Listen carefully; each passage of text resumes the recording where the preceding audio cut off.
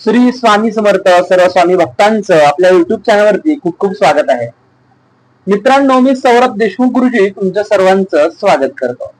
मित्रांनो, आज आपण जाणून घेणार आहे कोर्ट प्रकरणामध्ये आपली सत्याची बाजू असताना सुद्धा आपल्यावरती चुकीच्या पद्धतीने आळ केले जातात. आपल्याला जमिनीचे केस असो वा कोर्ट प्रकरणामध्ये सतत संकट असो, आपल्याला नेहमीच दबवलं जातं किंवा काही गोष्टी घडतात कायदेशीर त्या चुकीच्या पद्धतीने घडतात. काही काही राजकारणी लोक सुद्धा असतात, आपल्यामधलेच काही लोक असतात जे आपल्याच विरोधात कट कारस्थान रचतात आणि जेणेकरून आपल्याला न्याय मिळत नाही. आपल्याला सगळ्या गोष्टीमध्ये प्रॉब्लेम फेस करावा लागतो. तर आपण करायचं काय? तर एक तुम्हाला रिच्युअल रेमेडी सांगणार आहे. ही रेमेडी तुम्ही केल्याने नक्कीच तुम्हाला म्हणत नाही की 100% तुमच्या गोष्टी होतील, पण तुम्हाला एवढं सांगू शकतो 50% तरी तुम्हाला इफेक्ट नक्की मिळेल. ज्याचा त्याच्या हाताचा गुण असतो, जो तो उपाय कसा करतो त्याच्यावर पण भरपूर गोष्टी डिपेंड, पण फरक पडणार एवढं मी खात्रीने सांगू शकतो. मित्रांनो, कसं होतं, शनी महाराज जे आहेत आपल्या ज्योतिषशास्त्रामध्ये शनी महाराजांना कशाचं कारक सांगितलं गेलेलं आहे? न्यायाचं कारक सांगितलं गेलेलं आहे, न्यायमूर्तीचं कारक सांगितलं गेलेलं आहे. शनी महाराज काम कसं करतात हे पहिल्यांदा जाणून घेऊयात, नंतर उपायाकडे आपण ओळूयात. उपाय पण चांगला आहे. मित्रांनो, शनी महाराज जे आहेत हे कर्माचे अधिपती आहेत. तुमचं कर्म ते पाहतात आणि त्या कर्मानुसार तुम्हाला ते फळ देतात. म्हणजे कसं, तुम्ही जर का एखाद्या व्यक्तीसोबत वाईट वागला, एखाद्याची जमीन बळकवली, एखाद्याला त्रास दिला, तुम्ही चुकीच्या पद्धतीने कुठलं कार्य केलं, श्री महाराज फक्त बघायचं काम करतात, काही करत नाही त्या व्यक्तीसोबत. खरी कहाणी तेव्हा सुरू होती ज्या वेळेला साडेसाती सुरू होती. प्रत्येक व्यक्तीची साडेसाती आहे. ज्योतिषशास्त्रानुसार पत्रिकेमध्ये साडेसाती सुद्धा दिलेली आहे. त्या साडेसातीच्या पिरियड मध्ये त्या व्यक्तीला त्याचे रिटर्न मिळायला सुरुवात होतात. लगे कधीच कोणाचा परडा हे होत नाही. एक परिस्थिती, एक वेळ दिलेली आहे देवानी, त्या वेळेमध्येच समोरच्या व्यक्तीचा बरोबर दिशा मार्गदर्शन शनी महाराज करतात. चांगला जरी एखादा चांगला व्यक्ती असेल, सत्कर्म करत असेल, तर त्याला त्याच्या हातून मुंगी जरी मारली असेल, त्या सुद्धा पापापासून ते पुण्यकर्म त्यांनी छोट केलं असेल, त्याचं सुद्धा फलित त्यांना ते साडेसातीच्या पिरियड मध्ये द्यायला सुरुवात करतात. मित्रांनो, असाच हा उपाय आहे. तुम्हाला मी शिकवणार आहे काजळ कसं बनवायचं, आणि ते काजळ लावल्याने तुमचे कोर्ट प्रकरण असो किंवा तुमचे गुप्त शत्रू असो, तुमचे संकट निर्माण करणारे माणसं असो, त्यांच्यापासून तुम्हाला सुटका कशी मिळेल हे समजणार आहे आज तुम्हाला व्हिडिओमध्ये. नवीन असं लगेच लाईक करा, शेअर करा, सबस्क्राईब करायला विसरू नका. कमेंट मध्ये सांगा तुम्हाला व्हिडिओ कसा वाटला. मी तुमचे कमेंट वाचतो सुद्धा आणि तुमच्या कमेंटला रिप्लाय सुद्धा देतो. त्यामुळे तुम्ही नक्की मला प्रश्न विचारू शकता, मी सांगेन. त्याचबरोबर आता हा उपाय करायचा कसा हे जाणून घेऊयात. मित्रांनो, सर्वप्रथम आपल्याला शनी मंदिरात जायचं आहे.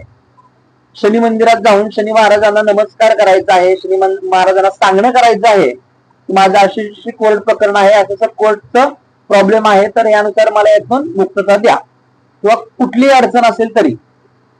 आणि आपल्याला शनिवारी प्रार्थना करून जायचं आहे कावळ्याचा पंख शोधण्यासाठी.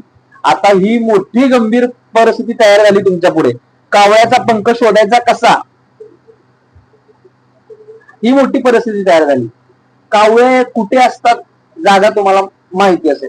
नदी काठी असतात, ओढ्याच्या काठी असतात, तिथे बऱ्याचशा कावळ्यांचे पंख तुटून पडलेले असतात. तुम्ही स्वतःहून जर का कुठल्या प्राण्याला जर का घातपात करायचा प्रयत्न केला ना, तर तुम्हाला त्रास होईल. कधीही कुठल्याही पशु प्राण्यांची हत्या करणं हे खूप मोठं पाप सांगितलं गेलेलं आहे. मी याची बिलकुल परवानगी देत नाहीये. कावळ्याचे पंख हे पडलेले असतात, झडून पडतात. जिथे कावळे थांबतात पाण्याच्या ठिकाणी किंवा कुठे नदी काठी किंवा जंगला वनामध्ये झाडे झुडपे, असं कुठेही तुम्हाला पंख तो मिळून जाईल. तो पंख तुम्हाला घ्यायचा आहे. आणि तो पंख घेतल्यानंतर तुम्हाला ही गोष्ट करायची, तो पंख घरी घेऊन यायचा आहे. घरी घेऊन आल्यानंतर शनिवारी संध्याकाळी रात्री 7 वाजता, रात्री 7 वाजता का तर 7:30 हा 7 अंक शनीचा आहे, त्यामुळे रात्री 7 वाजता एक मोठासा मातीचा दिवा आणायचा आहे आणि त्या दिव्यामध्ये तो कावळ्याचा पंख आणि आपल्या घरातली वात असते कापसाची, ते दोन्ही एकत्र करून तुम्हाला गुंपायचं आहे चांगलं. नंतर तो दिवा मोठा हवा आहे, तो पंख पूर्ण बसला पाहिजे किंवा अर्धा बसला तरी चालेल. ठेवायचे आहे, त्याच्यामध्ये राईचं तेल ओतायचं आहे त्या दिव्यामध्ये, तो पंख आणि कापूस हे करून. त्यानंतर त्यामध्ये राईचं तेल ओतायचं. राईचं म्हणजे तिळाचं तेल तुम्ही वापरू शकता, मोहरीचे तेल वापरू शकता, चालेल. त्याच्यामध्ये तुम्हाला टाकायचं काय आहे, काळे तीळ टाकायचे आहेत, एकदम थोडेसे चिमूटभर. 2-3 उडीद टाकायचे आहेत. काळे तीळ उडीद टाकल्यानंतर त्यामध्ये मोगरा अत्तर, लिक्विड अत्तर असतं बघा मित्रांनो, जे तुम्हाला पूजा साहित्याच्या दुकानामध्ये सहज उपलब्ध होतं. तर ते थोडस त्यामध्ये 2 ड्रॉप टाकायचे आहेत. दोन्ही बाजूला काहीतरी ऍडजस्टमेंट करून वरती ताट किंवा पातेलं काहीतरी ठेवायचं आहे, जेणेकरून सर्व काही काजळी आहे ती त्या पातेल्यामध्ये भरली जाईल. असं करायचं. हा उपाय तुम्ही शनिवारी पंखा आणून तुम्ही कोणत्याही वारी करू शकता. नोट करून घ्या. काजळी सगळी जमा करायची, त्यामध्ये दिवा लावायचा. तो दिवा तुम्ही घराच्या कुठल्याही कोपऱ्यामध्ये लावू शकता, देवघरात फक्त लावू नका, लक्षात घ्या. कावळा हा कसा आहे तुम्हाला माहिती आहे, पितळामध्ये पण मोडणारा तो आहे. पितळ म्हणून सुद्धा आपण त्यांना घास देतो, त्यामुळे तुम्हाला कुठेतरी लांबच ते उपाय करायचा आहे. घरामध्ये करू शकता, पण एका बाजूला कोपऱ्यामध्ये. काजळी त्यावरच्या पातेल्यात चाटू द्यायची आहे. आता गाईचं तूप आपल्याला आणायचं. सकाळपर्यंत ते काजळी साठलेली असेल, बरोबर. मग ते तूप तुम्ही आणल्यानंतर ती काजळी सर्व एका चमच्याने एकत्रित करून घ्यायची. पहिल्यांदा काजळी सर्व काही एकत्रित करून घेतल्यानंतर त्याच्यामध्ये थोडस नॉर्मल तूप टाकायचं. तूप टाकल्यानंतर ते सर्व काही मिक्स करून एक असा काजळाचा एक गोळा तयार होईल, अंजनाचा एक गोळा तयार होईल. तो घ्यायचा आणि सिल्वर डबी असेल किंवा कुठली डबी असेल त्यामध्ये ते ठेवून द्यायचं. आता त्याचा वापर कसा करायचा आहे तुम्हाला सांगतो. शनिवारी, मंगळवारी किंवा कोणत्याही वारी शनी मंदिरामध्ये ते काजळ शनी महाराजांना थोडस लावायचं आहे, जाऊन नमस्कार करायचा आहे आणि घरी यायचं. तिथून पुढे आपण आपल्या डाव्या भुईला, डाव्या आयब्रोला काजळ असं लावायचं. एकदम नॉर्मल. कोल्ड प्रकरण असेल, जायचं असेल तर डाव्या आयब्रोला नॉर्मल असं काजळ लावायचं आणि तुमच्या डाव्या पायाच्या टाचेला तुम्हाला नॉर्मली काजळ लावायचं. याने काय होईल, कोर्ट प्रकरणामध्ये तुम्हाला कुठे ना कुठेतरी सातत्य मिळेल. तुमच्या बाजू, तुमची बाजू सत्तेची असेल तरच तुम्हाला या उपायाचा लाभ मिळणार आहे. तुमची बाजू सत्याची असेल, तुम्ही सत्याचे कारभारी असाल, तुमची कुठली चूक नसताना जर का तुमच्यावर अन्याय होत असेल तर हा उपाय 100% कारगर आहे. लक्षात घ्या, 100% कारगर आहे. हे ज्योतिषशास्त्रानुसार तुम्हाला मी सांगतोय उपाय. आणि हा उपाय खूप कमी लोकांना माहिती आहे. जुने पुस्तक आहेत त्यात मधला हा उपाय आहे, जो माझ्या आजोबांकडनं मला मिळालेलं हे ज्ञान आहे मित्रांनो. तर हा उपाय तुम्ही एकदा करायचा,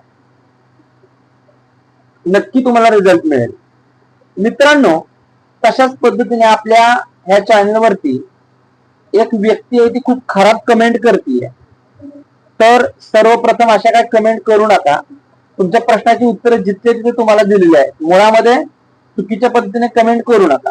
आता तुमचा नंबर वगैरे डिटेल काढून तुम्हाला मी फोन करेल जागेवर, मग नंतर कळेल. अजिबात चुकीच्या पद्धतीने कमेंट काही माया करू नका, अपशब्दांचा वापर करू नका. जे लोकांचा काही प्रश्न असेल मला सांगा, नक्की तुमची मदत करेल. मी कुठल्याही प्रकारची अंधश्रद्धा पसरवायचा प्रयत्न करत नाही, याची नोंद घ्या त्या व्यक्तीने.